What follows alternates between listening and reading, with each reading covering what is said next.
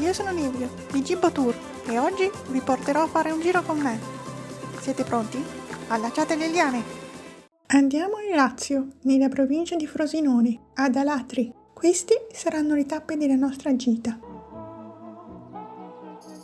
Alatri, la Letrium pre-romana, era la città dell'antico popolo degli Ernici.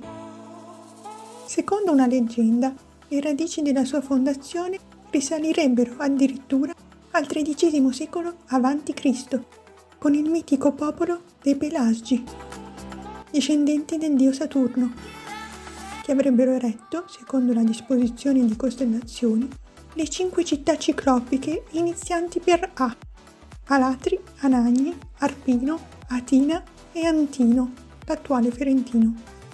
Lasciamo l'auto al parcheggio di Porta San Francesco ed entriamo ad Alatri passando per Porta San Francesco o per Porta San Benedetto. Prima tappa, il misterioso Cristo nel labirinto, nel chiostro di San Francesco. Consiglio il biglietto cumulativo che comprende anche il museo civico. L'affresco del Cristo nel labirinto venne scoperto casualmente nel 1996 in uno stretto cunicolo nei locali del chiostro. Risale alla fine del XIII secolo e raffigura il Cristo Pantocratore, solenne, con aureola e mantello dorato. Nella mano sinistra tiene le sacre scritture, mentre con la mano destra indica l'uscita, che è anche l'entrata, del labirinto. Ci sono varie leggende della sua origine misteriosa, alcune legate ai Cavalieri Templari. Molto belle anche le altre decorazioni del velario. Nella vicina chiesa di San Francesco si trovano altre tracce dei Templari. All'interno è custodito il mantello di San Francesco.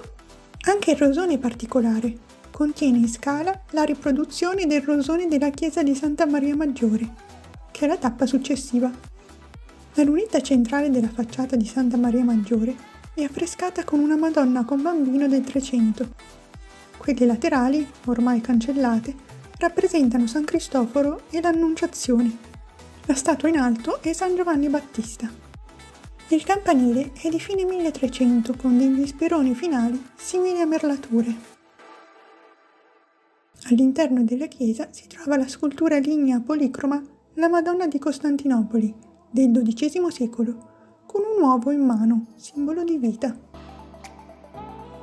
La base del fonte battesimale, con 3 telamoni, era originariamente una colonna per il cero pasquale. Usciti dalla chiesa ci troviamo in piazza Santa Maria Maggiore, su cui affacciano anche il Palazzo del Comune, la bella facciata della chiesa dei Padri Scolopi e la meridiana di Palazzo Conti Gentili, sede del liceo classico. Al centro della piazza si trova la Fontana Pia, che venne realizzata nel 1870 in onore di Papa Pio IX, che finanziò l'acquedotto cittadino. Proseguiamo andando a visitare il museo civico in Palazzo Gottifredo, una massiccia costruzione del XIII secolo, che contiene una raccolta archeologica locale, con recuperi della Guardia di Finanza e la sezione antropologica, che espone una collezione privata di strumenti agricoli e artigianato tradizionali. Proseguiamo per le mura ciclopiche. Passiamo prima dalla porta minore, chiamata anche Porta dei Falli, sulla cui architrave si trovano tracce della simbologia sacra agli Ernici. Le sculture andarono distrutte con l'avvento del cristianesimo, in quanto ritenute testimonianze imbarazzanti del paganesimo. Proseguendo a sinistra si arriva direttamente all'Acropoli. Seguendo le mura a destra, invece, si passa per la Porta Maggiore. L'accesso principale è al Tempio degli Ernici, che si apre nelle mura megalitiche, formata da grandi blocchi calcarei, sistemati con precisione ingegneristica. Ancora oggi la tecnica costruttiva lascia senza fiato. I massi combaciano perfettamente tra di loro, senza l'ausilio di nessun legante.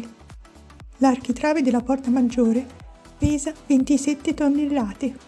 Percorrendo quasi 11 metri attraverso le mura, sembra davvero che siano state costruite dai ciclopi. Ultima tappa ad Alatri è la cattedrale di San Paolo, sorta al centro della spianata dell'Acropoli, sui resti del tempio dedicato a Saturno.